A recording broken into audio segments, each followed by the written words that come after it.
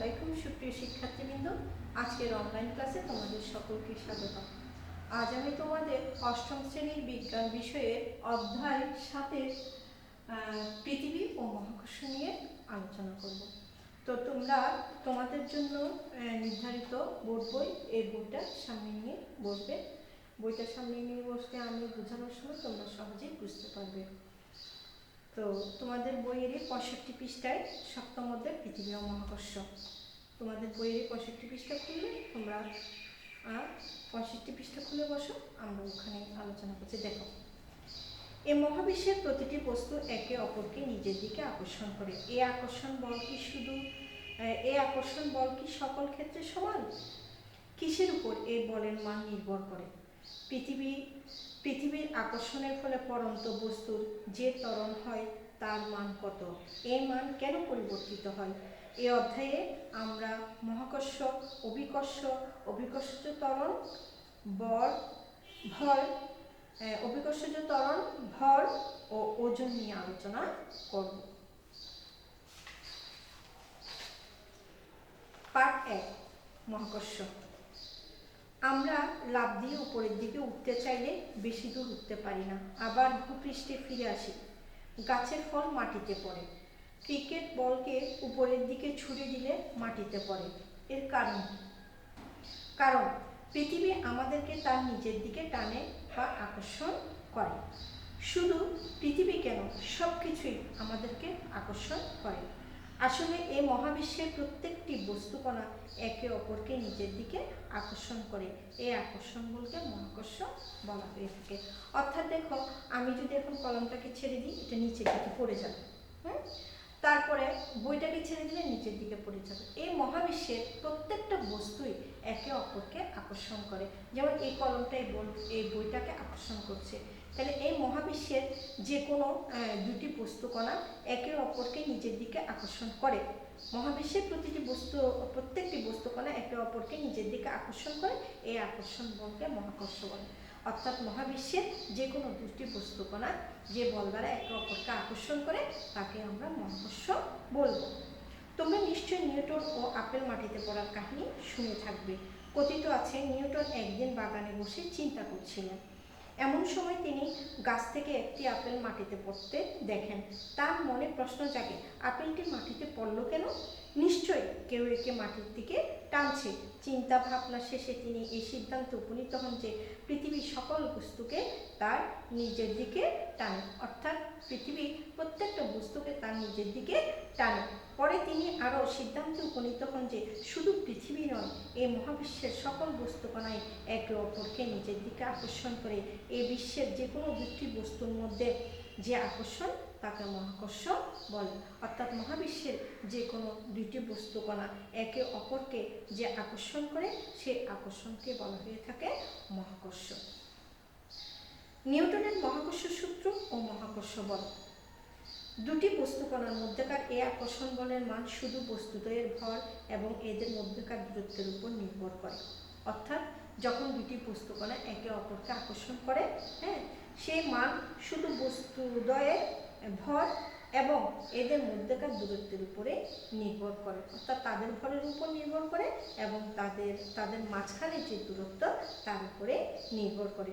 এদের প্রকৃতি, এদের আকৃতি কিংবা মাধ্যমের প্রকৃতির উপর নির্ভর করে না। বস্তুদ্বয়ের ভর বেশি হলে আকর্ষণ বলও বেশি হয়। অর্থাৎ ভর বেশি হলে আকর্ষণ বেশি হয়, আর তাদের মধ্যে দূরত্ব বেশি হলে বল কম হয়। এই আকর্ষণ সম্পর্কে নিউটনের একটি সূত্র আছে, যা নিউটনের মহাকর্ষ সূত্র নামে পরিচিত। সূত্রটি দেখো কি, মহাবিশ্বের প্রতিটি বস্তুকণা একে অপরকে নিজের দিকে আকর্ষণ করে এবং এই আকর্ষণ বলের মান বস্তুদ্বয়ের ভরের গুণফলের সমানুপাতিক এবং এদের দূরত্বের বর্গের ব্যস্তানুপাতিক, এবং এই বল বস্তুকণাদ্বয়ের সংযোগ সরলরেখা বরাবর ক্রিয়া করে। এই সূত্রটি খুবই ইম্পর্টেন্ট, নিউটনের একটি মহাকর্ষ সূত্র নামে পরিচিত। সূত্রটি তোমরা মুখস্থ রাখার চেষ্টা করবে এবং বুঝে পড়ার চেষ্টা করবে। যেমন দেখো, সূত্রটি কি বলছে, মহাবিশ্বের প্রতিটি বস্তুকণা একে অপরকে নিজের দিকে আকর্ষণ করে। এটা আগে বলেছি মহাকর্ষদের, যে মহাবিশ্বের প্রতিটি বস্তুকণা একে অপরকে নিজের দিকে আকর্ষণ করে এবং এই আকর্ষণ বলের মান বস্তু কণাদ্বয়ের ভরের গুণফলের সমানুপাতিক এবং এদের দূরত্বের বর্গের ব্যস্তানুপাতিক এবং এই বল বস্তু কণাদ্বয়ের সংযোজক সরলরেখা বরাবর ক্রিয়া করে। অর্থাৎ দুইটি বস্তু যদি হয়, একটা বস্তু যদি এই M1 আর M2 হয়ে থাকে এবং এই দুইটা বস্তুর মধ্যে মাঝখানের দূরত্ব যদি d হয়ে থাকে, তাহলে তাদের যে আকর্ষণ বল সেই বলটা কি হবে, তাদের কিসের উপরে নির্ভর করে, তাদের বস্তুদ্বয়ের ভরের গুণফলের সমানুপাতিক। অর্থাৎ ওদের ভরকে গুণ করলে যে গুণফল তার সমানুপাতিক হয়। অর্থাৎ বস্তুর ভর যত বেশি হবে তাহলে তাদের আকর্ষণ বল তত বেশি হবে। আবার তাদের দূরত্ব যত বাড়বে তাদের বল তত বেশি কমবে। তাহলে দেখো, মহাবিশ্বের প্রতিটি বস্তুকণা একে অপরকে নিচের দিকে আকর্ষণ করে এবং এই আকর্ষণ বলের মান বস্তুকণাদের ভরের গুণফলের সমানুপাতিক। সমানুপাতিক কথাটির অর্থ হলো একটা বাড়ার সাথে সাথে আরেকটা বেড়ে যায়। যেমন মনে করো, ভর বাড়ার সাথে সাথে তার কি বলও বেড়ে যায়, এটাকে বলা হয় সমানুপাতিক। আবার আরেকটা জিনিস বাড়ার সাথে সাথে যখন আরেকটা জিনিস কমে যায় তখন তাকে বলা হয় ব্যস্তানুপাতিক। এবং দূরত্বের বর্গের ব্যস্তানুপাতিক, অর্থাৎ দূরত্ব যদি d হয় তাহলে অর্থাৎ তার বর্গ করলে তার ব্যস্তানুপাতিক হবে। অর্থাৎ দূরত্ব যত বাড়বে বলের পরিমাণ তত কমতে থাকবে। কোনো একটা জিনিস বাড়ার সাথে যখন আরেকটা কমে তখন তাকে ব্যস্তানুপাতিক বলা হয়ে থাকে। বস্তু কণাদের এই বল, যে বলটা আছে সেই বলটা বস্তু কণাদের সংযোজক সরলরেখা বরাবর কাজ করে। অর্থাৎ এই বস্তু কণা দুটিকে যোগ করলে তাদের এই যোগফল সংযোজক সরলরেখা বরাবর কাজ করে বলটি। ধরা যাক M1 এবং M2 বলের দুটি বস্তু পরস্পর থেকে d দূরত্বে অবস্থিত। চিত্রের মতো তোমাদের সামনে চিত্র আছে, বইটার সঙ্গে ধরলে বুঝতে পারবে যে d দূরত্বে দুটি বস্তু অবস্থিত আছে। এদের মধ্যকার আকর্ষণ বল F হলে মহাকর্ষ সূত্র অনুসারে F = Gm1 × M2 / d² হবে। এখানে g একটি সমানুপাতিক ধ্রুবক, একে বিশ্বজনীন মহাকর্ষীয় ধ্রুবক বলে। এর অর্থ হচ্ছে 1 কিলোগ্রাম ভরের দুটি বস্তু 1 মিটার দূরত্বে অবস্থান করলে এরা পরস্পরকে যে বলে আকর্ষণ করে তা g এর সমান। অর্থাৎ সমানুপাতিক ধ্রুবকটা সমান, একে আবার বিশ্বজনীন মহাকর্ষীয় ধ্রুবক বলা হয়ে থাকে। তাহলে g এর সমান হয়। মহাকর্ষ সূত্র অনুসারে আমরা দেখতে পাই নির্দিষ্ট দূরত্বে অবস্থিত দুটি বস্তুর ভরের গুণফল দ্বিগুণ হলে বল দ্বিগুণ হবে, ভরের গুণফল 3 গুণ হলে বল 3 গুণ হবে। আর নির্দিষ্ট ভরের দুটি বস্তুর দূরত্ব দ্বিগুণ করলে বল 1/4 হবে এবং দূরত্ব 3 গুণ করলে বল 9/1 হবে। মহাকর্ষ বলের প্রভাবে পৃথিবী সূর্যের চারিদিকে ঘুরে। অর্থাৎ পৃথিবী যে সূর্যের চারিদিকে ঘুরে তা হচ্ছে মহাকর্ষ বলের প্রভাবে। মহাকর্ষ বলের প্রভাবে ঘুরে। এবার আসি আমরা পার্ট 2 ও 3 অভিকর্ষ ও অভিকর্ষজ ত্বরণ। অভিকর্ষ আমরা ইতিমধ্যে দেখেছি যে মহাবিশ্বের প্রত্যেকটি বস্তুকণা একে অপরকে নিজের দিকে আকর্ষণ করে। এই মহাবিশ্বের যে কোনো দুটি বস্তুর মধ্যে যে আকর্ষণ তাই হলো মহাকর্ষ। দুটি বস্তুর একটি যদি পৃথিবী হয় এবং পৃথিবী যদি বস্তুটিকে আকর্ষণ করে তবে তাকে মধ্যাকর্ষণ বা অভিকর্ষ বলা হয়। অর্থাৎ কোনো বস্তুর উপর পৃথিবীর আকর্ষণে হলো অভিকর্ষ। গাছের ফল মাটিতে পড়ে, ক্রিকেট বলকে উপরের দিকে ছুড়ে দিলেও বলটি মাটিতে এসে পড়ে।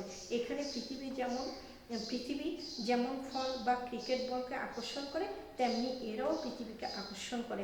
পৃথিবী অনেক বড় এবং এর আকর্ষণ বল অনেক বেশি হওয়ায় ফল ও ক্রিকেট বল মাটিতে পড়ে। পৃথিবী এবং অন্য যে কোনো বস্তুর মধ্যে যে আকর্ষণ তাকে অভিকর্ষ বলে। সূর্য ও চন্দ্রের মধ্যে যে আকর্ষণ তা মহাকর্ষ, কিন্তু পৃথিবী এবং তোমার বিজ্ঞান বইয়ের মধ্যে যে আকর্ষণ তা হলো অভিকর্ষ। অর্থাৎ মহাবিশ্বের যে কোনো দুটি বস্তুকণার মধ্যে যে আকর্ষণ থাকে তা হলো মহাকর্ষ, আর পৃথিবী এবং কোনো বস্তুর মধ্যে যে আকর্ষণ তা হলো অভিকর্ষ। এবার আসি আমরা অভিকর্ষজ ত্বরণ। আমরা জানি বল প্রয়োগ করলে কোনো বস্তুর বেগের পরিবর্তন হয়। প্রতি সেকেন্ডে যে বেগ বৃদ্ধি পায় তাকে ত্বরণ বলে। অর্থাৎ 1 সেকেন্ডে যে বেগটি বৃদ্ধি পায় তাকে ত্বরণ বলা হয়।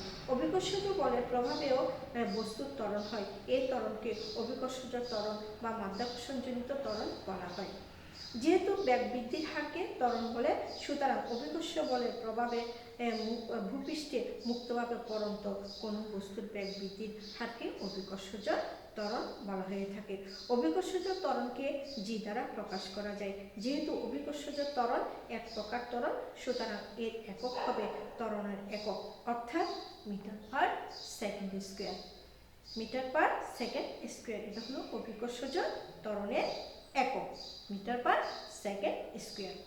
ধরা যাক m = পৃথিবীর ভর, বড় হাতের m পৃথিবীর ভর, ছোট হাতের m = ভূপৃষ্ঠে বা এর নিকটে অবস্থিত কোনো বস্তুর ভর, d = বস্তু ও পৃথিবীর কেন্দ্রের মধ্যবর্তী দূরত্ব। তাহলে মহাকর্ষ সূত্র অনুযায়ী অভিকর্ষ বল F = g m বড় হাতের m ইন্টু ছোট হাতের m divided by d square. আবার বলের পরিমাপের থেকে আমরা পাই অভিকর্ষজ বল ভর গুণ অভিকর্ষজ ত্বরণ, অর্থাৎ বলকে F দ্বারা প্রকাশ করা হয়, ফোর্স থেকে F আসছে, এবং ভর m আর অভিকর্ষজ ত্বরণ g, দুটো সূত্র। অর্থাৎ এটা একটা এক নম্বর F = g বড় হাতের m ইন্টু ছোট হাতের m divided by d square, এটা এক নম্বর সমীকরণ। আর F = আবার mg দুই নম্বর সমীকরণ। এখানে দেখো দুটো সমীকরণে বাম পাশে একই F, ডান পাশে আরেক রকম আছে, অর্থাৎ বাম পাশে কোনো সমীকরণের একটা সাইড যদি সমান থাকে, অবভিয়াসলি আরেকটা সাইডও সমান হয়ে যায়।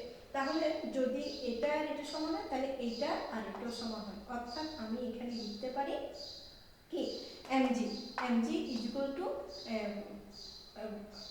gm ডিভাইডেড বাই এখানে হবে আরেকটা হবে gm, এত ইকুয়ালটা হবে এখানে আরেকটা থাকবে g = mg হবে gm বড় হাতের m হবে এবং ছোট হাতের m হবে, অর্থাৎ এটা যখন সমান তখন এই mg = হবে g ইনটু বড় হাতের m ছোট হাতের m divided by d square, এটা হবে। তারপর উভয়খান থেকে যদি ছোট হাতের m চলে যায়, তাহলে এখানে কি থাকে, তখন আর এখানে থাকে g কি থাকে, g থাকে ছোট হাতের m থাকে g m divided by d square, এটাই থাকে g gm divided by d square. এই সমীকরণের ডান পাশে বস্তুর ভর m অনুপস্থিত, ছোট হাতের m বস্তুর ভর অনুপস্থিত, সুতরাং অভিকর্ষজ ত্বরণ বস্তুর ভরের উপর নির্ভর করে না। যেহেতু বড় হাতে g এবং পৃথিবীর ভর বড় হাতে m ধ্রুবক, তাই g এর মান পৃথিবীর কেন্দ্র থেকে বস্তুর দূরত্ব d এর উপর নির্ভর করে। সুতরাং g এর মান বস্তু নিরপেক্ষ হলেও স্থান নিরপেক্ষ নয়।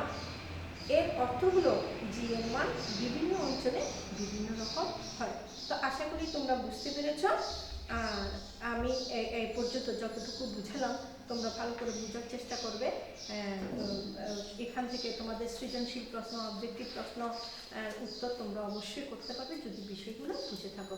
তো আজকে তোমাদের ধন্যবাদ জানিয়ে আজকের ক্লাস এখানেই শেষ করছি। আল্লাহ হাফেজ।